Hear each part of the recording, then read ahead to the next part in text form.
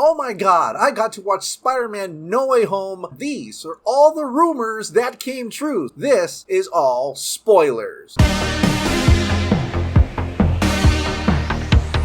Hey, welcome back to the Ping Pong Flix. My name is Chris Wong. Now I got to watch Spider-Man No Way Home, the third in the Tom Holland trilogy. And honestly, I didn't really quite like the first two Tom Holland movies. I mean, Homecoming was better than Far From Home, but this one rounded off really well, especially for fans who loved Tobey Maguire's Spider-Man and Andrew Garfield's Spider-Man. But we're getting ahead of ourselves right now. Let's talk about the villains first. Now the villains, you got the Lizard, Sandman, Doc Ock, Electro, and Green Goblin. Now the least two interesting villains in this story are the Lizard and Sandman. The Lizard is the least interesting. The introduction to the Sandman was actually accurate. He started off as a good guy, kind of helping Spider-Man a little bit, which is very accurate to the Tobey Maguire movies. You've got a souped up version of Electro this time. He's got the yellow lightning, the yellow energy, and it actually explains why he got the yellow instead of the blue. He tapped into this new universe's energy, and for some reason it's all yellow, and he's actually got his body back as well. Alfred Molina returns as Doc Ock, and he is just as much the same Doc Ock from the Tobey Maguire movies, including the chip in the back that makes all the arms taking control of him. That's why he starts off as a bad guy. And then Willem Dafoe returns as Green Goblin, the ultimate Spider-Man villain. No joke. He is still the ultimate villain here. But it's great to see all these villains come back at a point in their life right before their deaths. That's why they still want to kill Spider-Man. And it's great to see their interactions together. Doc Ock and Green Goblin finding out from Sandman that they died. The Andrew Garfield Spider-Man villains talking to the Tobey Maguire Spider-Man villains. So the whole point of this movie is that Tom Holland's Peter Parker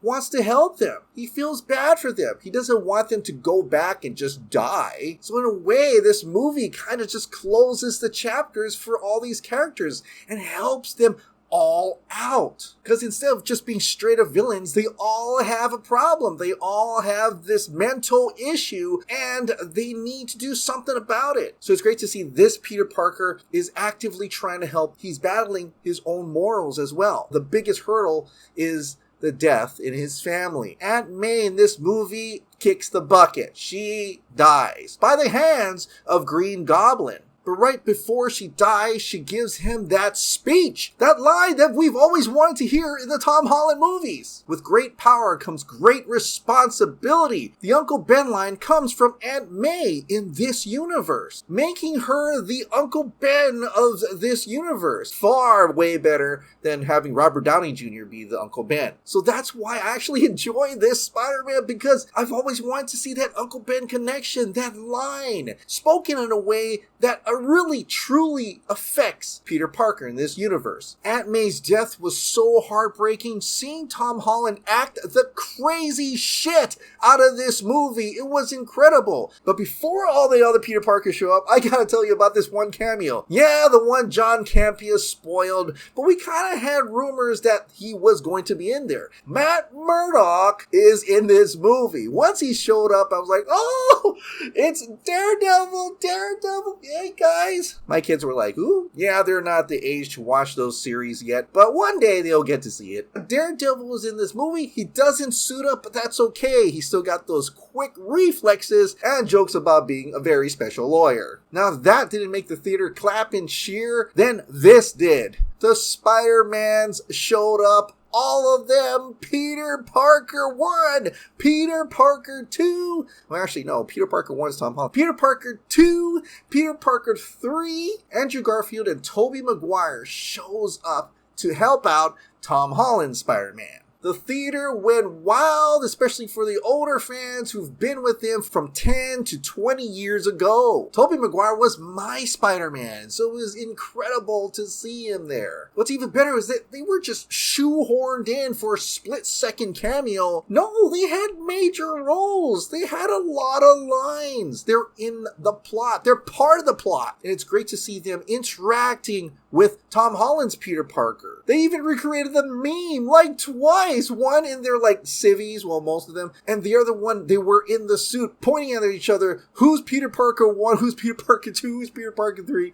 It was hilarious. It was fabulous. And it was awesome. But the most important part is that they truly was able to help Tom Holland gather his strength, become the Spider-Man that he needs to be. And they got to share stories of their own loved ones that died. And there were so many fantastic moments when all three Spider-Mans are working together, each one taking on their own villain or helping with the other guy's villain. Andrew Garfield's Spider-Man even got to save MJ, bringing back tearful memories of him not being able to save Gwen Stacy. I gotta say, the third act was, oh my god, it was amazing. I was cheering, I was tearing, and the audience was going insane. And as we're finally getting used to them being together, hugging each other, it was time to say goodbye. Doctor Strange did his magic, and all the villains who turned back into good guys, the Spider-Mans, they all had to leave. But one of the saddest moments, and is very iconic for Spider-Man, is making sacrifices. Sacrificing his personal identity and freedom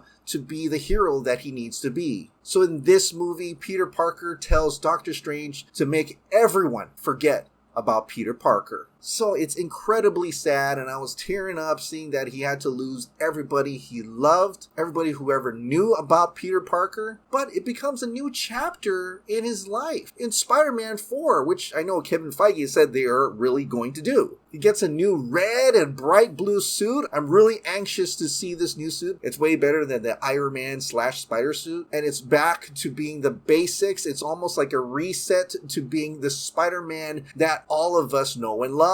He's even back in that apartment, probably have to pay rent once in a while, and having to deal with J. Jonah Jameson, who hates his guts, but at least J. Jonah Jameson doesn't know who he is. And then, since we're on spoilers, we gotta talk about the post-credit scene. The first one is kind of a sequel to the Venom post-credit scene, where Venom knows about Spider-Man. Now he's learning about Avengers and Thanos from the bartender, but then all of a sudden he just disappears because it's the same spell, that Doctor Strange did. So he's back in his own universe. And you're like, wait a minute, what was the whole point of that? I thought Venom was going to meet Spider-Man. But then there's a close-up shot of the symbiote on the bar counter. So that means maybe Spider-Man 4 is going to deal with Peter Parker getting that black suit and then having to once again face his own Venom. But after the credits was another post-credit scene, of course, because it's Marvel. And it was actually a teaser trailer for Doctor Strange 2 Multiverse of Madness. You get glimpses of Chiwetel Ejiofor returning as Mordo. Then you also see that Scarlet Witch is in this movie. And then finally at the end, oh my god, there's a what-if character in this movie. Evil Doctor Strange shows up saying things just got out of hand.